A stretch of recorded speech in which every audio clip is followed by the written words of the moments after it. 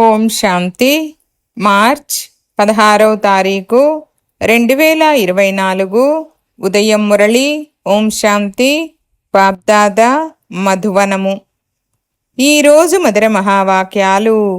బాబా చెప్తున్నారు, మధురమైన పిల్లలు, జ్ఞాన విభాగము వేరు, యోగ విభాగము వేరు. యోగము ద్వారా ఆత్మ సతోప్రధానంగా అవుతుంది. యోగము కొరకు ఏకాంతము అవసరము. ప్రశ్న: స్థిరమైన స్మృతి ఉండేందుకు ఆధారమేది? జవాబు: మీ వద్ద ఉన్నదంతా మర్చిపోండి. శరీరము కూడా జ్ఞాపకముండరాదు. అంతా ఈశ్వరీయ సేవలో ఉపయోగించండి. ఇదే కష్టము. ఈ అర్పణ ద్వారా స్మృతి స్థిరంగా ఉండగలదు. పిల్లలైన మీరు ప్రేమతో బాబాను స్మృతి చేసినట్లయితే స్మృతి ద్వారా స్మృతి లభిస్తుంది. బాబా కూడా శక్తిని ఇస్తారు. ఈ కరెంటు ద్వారానే ఆయువు పెరుగుతుంది. ఆత్మ సదా ఆరోగ్యవంతంగా అవ్వగలదు.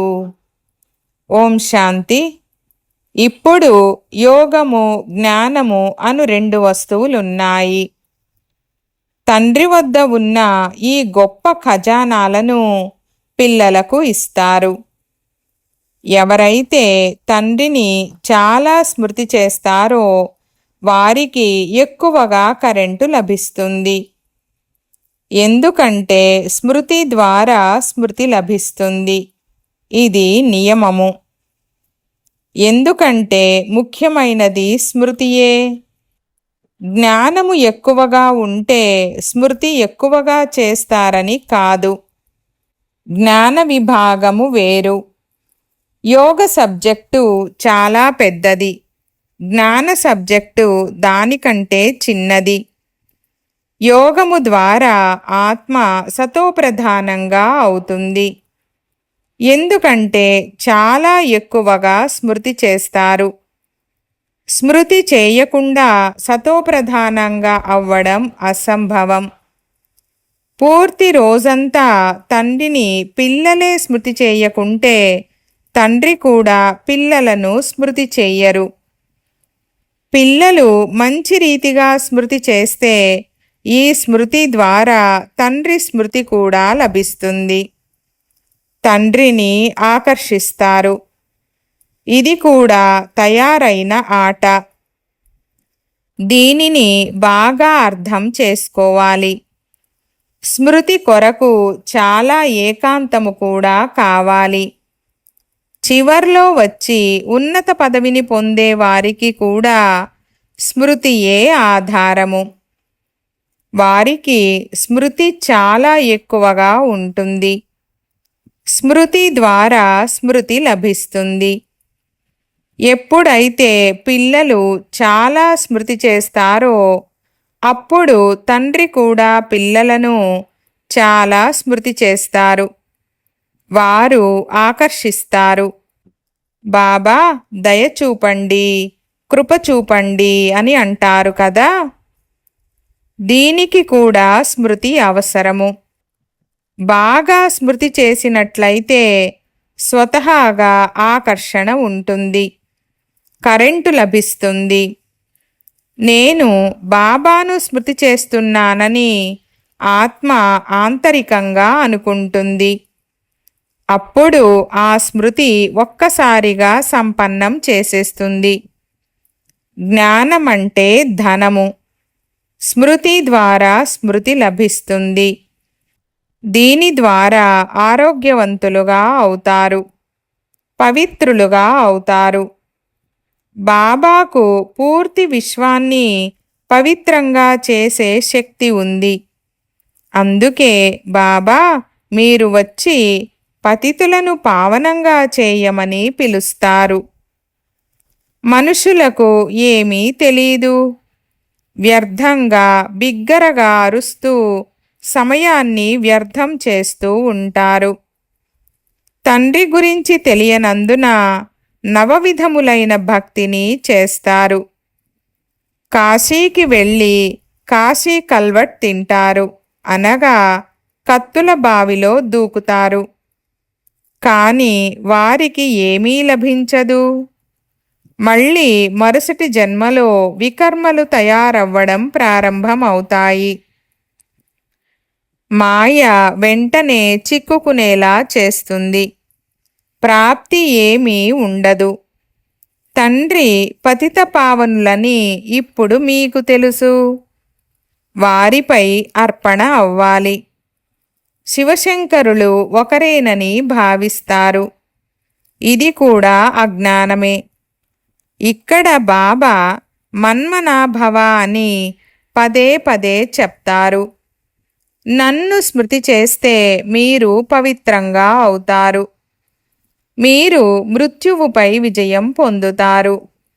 ఇందులో మీరు ఎంత ప్రయత్నం చేస్తారో మాయ కూడా అంత విఘ్నాలను కలిగిస్తుంది. ఎందుకంటే వీరు తండ్రిని స్మృతి చేస్తే నన్ను వదిలేస్తారని మాయ భావిస్తుంది. ఎందుకంటే ఎప్పుడైతే మీరు నా వారిగా అవుతారో అప్పుడు అన్నీ వదలవలసి వస్తుంది. బంధుమిత్రులు, ధనము మొదలైనవేవి జ్ఞాపకము రారాదు. కట్టెను కూడా వదిలేయండని ఒక కథ కూడా ఉంది. వారు అన్నిటినీ వదిలింపజేస్తారు, కానీ శరీరాన్ని కూడా గుర్తు చేసుకోరాదని ఎప్పుడూ చెప్పరు. తండ్రి చెప్తున్నారు, ఈ శరీరమైతే పాతది, దీనిని కూడా మర్చిపోండి. భక్తి మార్గంలోని విషయాలు కూడా వదిలేయండి. ఒక్కసారిగా అన్నీ మర్చిపోండి, లేక ఉన్నదంతా సేవలో ఉపయోగించండి. అప్పుడే స్మృతి నిలుస్తుంది. ఉన్నత పదవిని పొందాలంటే చాలా శ్రమ చేయాలి. శరీరము కూడా గుర్తు రాకూడదు. అశరీరీలుగా వచ్చారు, అశరీరీలుగా అయ్యి వెళ్ళాలి. తండ్రి తన పిల్లలను చదివిస్తారు. వారికి ఏ విధమైన కోరిక లేదు. వీరు వచ్చి సేవ చేస్తారు. జ్ఞానముండేది తండ్రిలోనే కదా. ఇది తండ్రి మరియు పిల్లలు కలిసి ఆడే ఆట. పిల్లలు కూడా స్మృతి చేస్తారు. తండ్రి కూర్చొని సెర్చ్ లైట్ ఇస్తారు. ఎవరైనా చాలా ఆకర్షించినప్పుడు తండ్రి కూర్చొని లైటును, కరెంటును ఇస్తారు. చాలా ఆకర్షణ చేయకుంటే ఈ బాబా కూర్చొని తండ్రిని స్మృతి చేస్తారు. ఏ సమయంలోనైనా ఎవరికైనా శక్తిని ఇవ్వవలసి వచ్చినప్పుడు ఇతని నిద్ర తొలగిపోతుంది. ఫలానా వారికి శక్తినివ్వాలనే తపన ఉంటుంది. చదువు ద్వారా ఆయువు వృద్ధి చెందదు. శక్తి ద్వారా ఆయువు పెరుగుతుంది. సదా ఆరోగ్యవంతంగా అవుతారు. ప్రపంచంలో కొందరి ఆయువు 125, 150 సంవత్సరాలు కూడా ఉంటుంది. కనుక వారు తప్పకుండా ఆరోగ్యవంతులై ఉంటారు. భక్తి కూడా చాలా చేస్తూ ఉంటారు. భక్తిలో కూడా కొంత లాభముంది, నష్టం లేదు.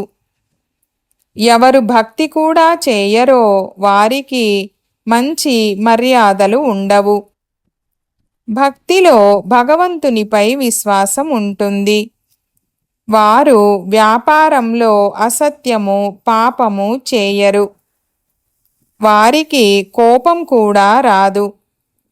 భక్తులకు కూడా మహిమ ఉంది. ఈ భక్తి ఎప్పటి నుండి ప్రారంభమయ్యిందో మనుషులకు తెలియదు.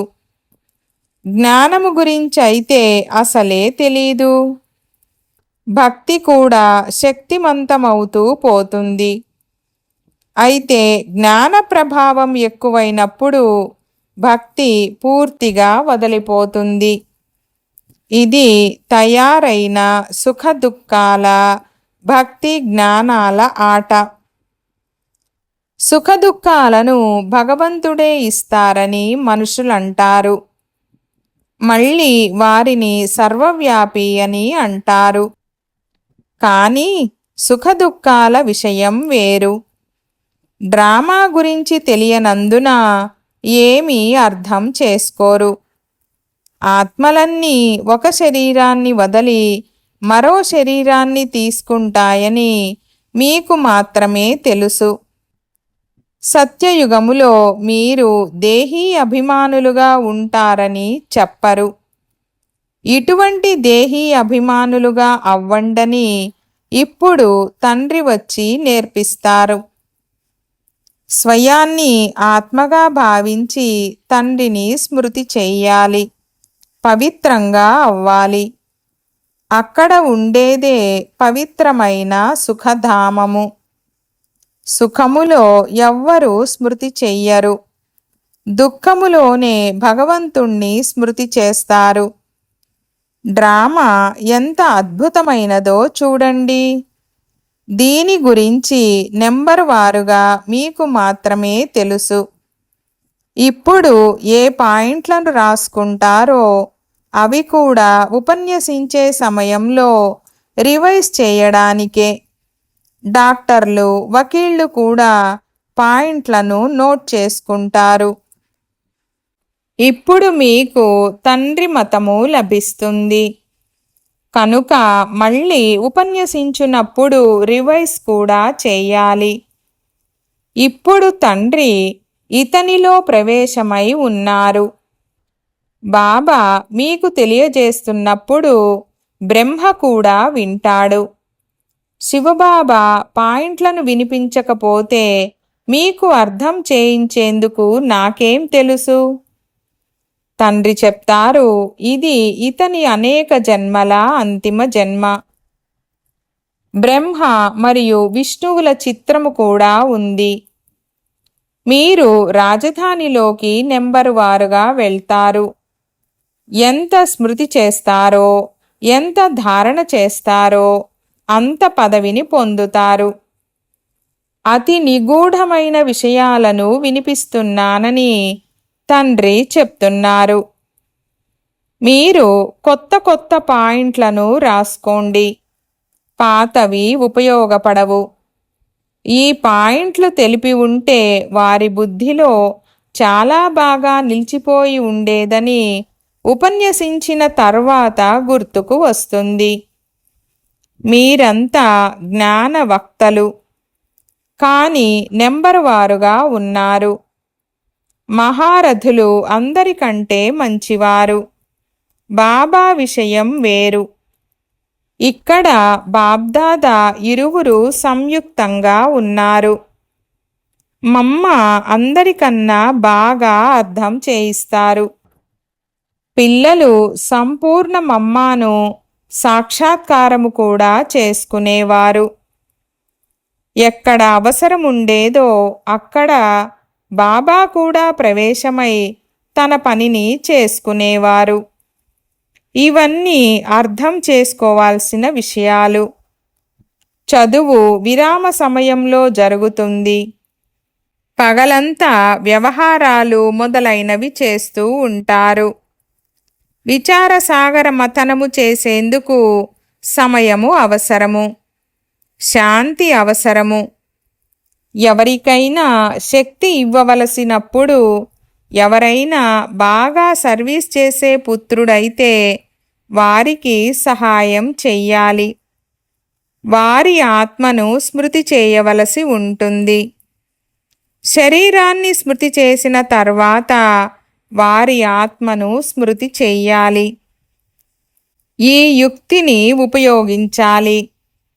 సేవాధారీ పిల్లలకు ఏదైనా కష్టము వచ్చినప్పుడు వారికి సహాయము చెయ్యాలి. తండ్రిని స్మృతి చెయ్యాలి.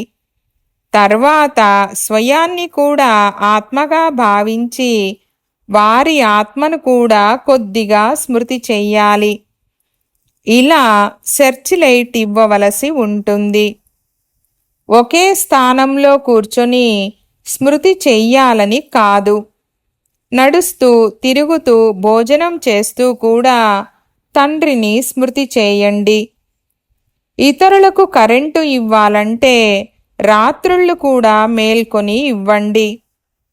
ఉదయమే లేచి తండ్రిని ఎంతగా స్మృతి చేస్తారో అంత ఆకర్షణ కలుగుతుందని పిల్లలకు అర్థం చేయించబడింది. బాబా కూడా సెర్చ్ లైట్ని ఇస్తారు. పిల్లలకు సెర్చ్ లైట్ ఇవ్వడం బాబా కర్తవ్యం. చాలా సెర్చ్ లైట్ ఇవ్వవలసి వచ్చినప్పుడు కూడా తండ్రిని ఎక్కువగా స్మృతి చేస్తారు. అప్పుడు తండ్రి కూడా సెర్చ్ లైటుని ఇస్తారు. ఆత్మను స్మృతి చేసి సెర్చ్ లైట్ ఇవ్వవలసి ఉంటుంది. ఈ బాబా కూడా సెర్చ్ లైట్ని ఇస్తారు. దీనిని కృప అని అనండి, ఆశీర్వాదమనండి, ఇంకేమైనా అనండి. సేవాధారి పిల్లలకు జబ్బు చేస్తే జాలి కలుగుతుంది. రాత్రి మేల్కొనైనా వారి ఆత్మను స్మృతి చేస్తారు. ఎందుకంటే వారికి శక్తి అవసరం. స్మృతి చేసినట్లయితే వారికి రిటర్న్గా స్మృతి లభిస్తుంది. పిల్లలపై తండ్రికి చాలా ప్రేమ ఉంది. మళ్ళీ వారికి కూడా తండ్రి స్మృతి చేరుతుంది. పోతే జ్ఞానమైతే సహజమైనది. అందులో మాయ యొక్క విఘ్నాలు రావు. ముఖ్యమైనది స్మృతి. ఇందులోనే విఘ్నాలు వస్తాయి. స్మృతి ద్వారానే బుద్ధి బంగారు పాత్రగా తయారవుతుంది. ఇందులోనే ధారణ జరుగుతుంది.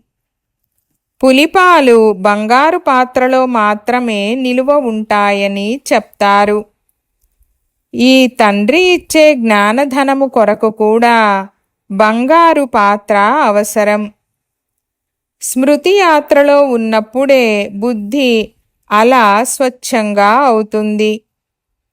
స్మృతి చేయకుంటే ధారణ జరగదు. బాబా అంతర్యామి. వారు ఏం చెప్తారో అది జరుగుతుందని అనుకోకండి. భక్తి మార్గములో ఇలా అనుకుంటారు. సంతానము కలిగినట్లయితే గురువు కృప చూపించారని అంటారు. ఒకవేళ కలగనట్లయితే ఈశ్వరేచ్ఛ అని అంటారు. రాత్రికి పగలుకున్నంత వ్యత్యాసం ఉంది. డ్రామా రహస్యాన్ని గురించి తండ్రి తన పిల్లలకు చాలా బాగా అర్థం చేయించారు.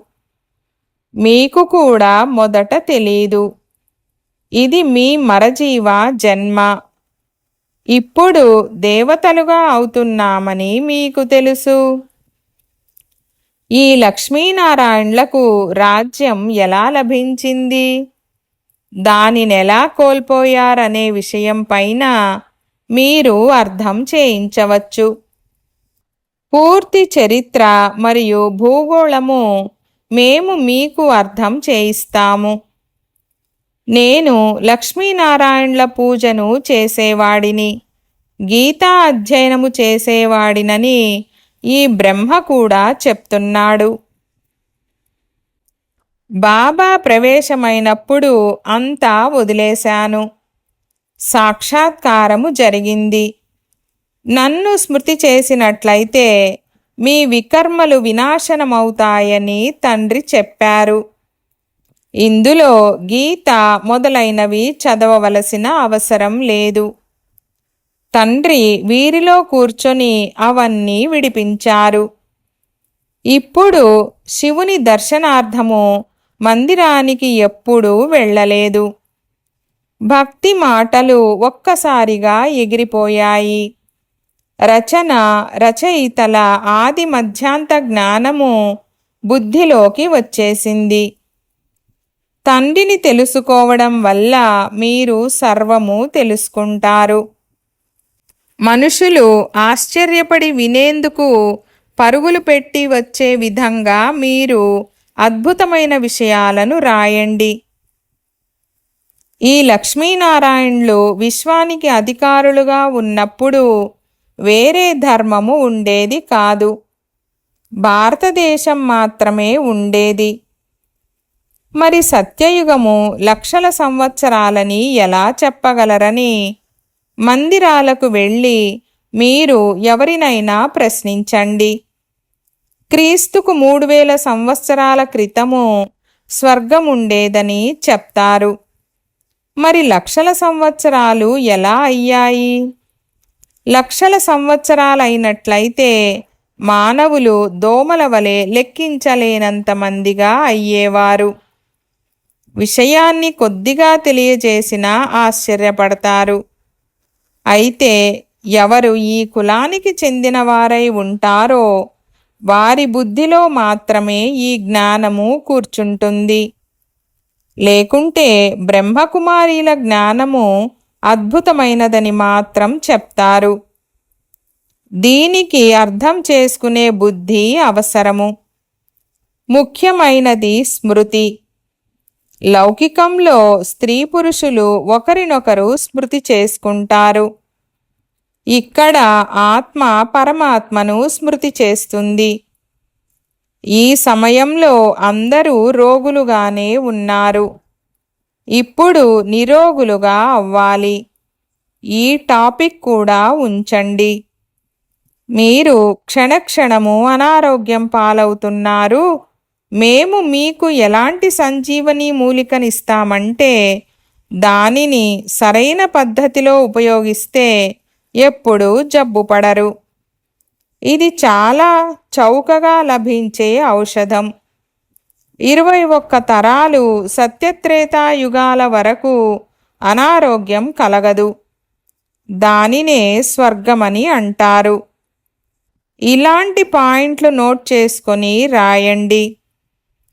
సర్జన్లకు సర్జనైన అవినాశీ సర్జన్ మీకు ఎలాంటి ఔషధాన్ని ఇస్తారంటే దాని ద్వారా మీరు భవిష్యత్తులో 21 జన్మల వరకు ఎప్పుడూ జబ్బు పడరు. ఇది సంగమ యుగము. ఇలాంటి మాటలు విని మనుషులు సంతోషిస్తారు. నేను అవినాశీ సర్జన్నని భగవంతుడు కూడా చెప్తున్నారు. హే పతిత పావన, ఓ అవినాశీ సర్జన్ రండి అని స్మృతి కూడా చేస్తారు. ఇప్పుడు నేను వచ్చాను. మీరు అందరికీ అర్థం చేయిస్తూ ఉండండి. అంతిమ సమయంలో అందరూ తప్పకుండా అర్థం చేసుకుంటారు. బాబా యుక్తులను తెలియజేస్తూ ఉంటారు. మంచిది. मीठे मीठे सिकीलधे बच्चों प्रति मात पिता बाप दादा का याद प्यार और गुड मॉर्निंग. रूहानी बाप की रूहानी बच्चों को नमस्ते. हम रूहानी बच्चों की रूहानी बाप दादा को याद प्यार गुड मॉर्निंग और నమస్తే నమస్తే బాబా నమస్తే. ధారణ కొరకు ముఖ్య సారము. 1వ పాయింట్. తండ్రి నుండి సర్చ్ లైట్ తీసుకునేందుకు ఉదయమే లేచి బాబా స్మృతిలో కూర్చోవాలి. రాత్రి మేల్కొని కూడా ఒకరికొకరు కరెంటును ఇచ్చుకుంటూ సహయోగులుగా అవ్వాలి. 2వ పాయింట్. మీ సర్వస్వాన్ని ఈశ్వరీయ సేవలో సఫలము చేసి ఈ పాత శరీరాన్ని కూడా మరచి తండ్రి స్మృతిలో ఉండాలి. పూర్తిగా అర్పణ అవ్వాలి. ఆత్మాభిమానిగా ఉండేందుకు శ్రమ చేయాలి. వరదానము. స్వదర్శన చక్రము ద్వారా మాయ యొక్క అన్ని చక్రాలను సమాప్తం చేసే మాయాజీతు భవ. వివరణ. తమను తాము తెలుసుకోవడం అనగా స్వయాన్ని దర్శించుకోవడం. చక్రము యొక్క జ్ఞానాన్ని తెలుసుకోవడం అనగా స్వదర్శన చక్రధారులుగా అవ్వడం. ఎప్పుడైతే స్వదర్శన చక్రధారులుగా అవుతారో అప్పుడు అనేక మాయ యొక్క చక్రాలు స్వతహాగా సమాప్తమైపోతాయి. దేహభావము యొక్క చక్రము, దేహ సంబంధాల చక్రము, సమస్యల చక్రము మొదలైన మాయ యొక్క చక్రాలు అనేకం ఉన్నాయి. 63 జన్మలు ఈ అనేక చక్రాలలో చిక్కుకుంటూ ఉండేవారము. ఇప్పుడు స్వదర్శన చక్రధారులుగా అవ్వడం వలన మాయాజీతులుగా అయిపోయాము. స్వదర్శన చక్రధారులుగా అవ్వడం అనగా జ్ఞాన యోగాల రెక్కలతో ఎగిరే కళలోకి వెళ్ళడము. స్లోగన్: విదేహీ స్థితిలో ఉంటే పరిస్థితులు సహజంగా దూరమైపోతాయి. ఓం శాంతి.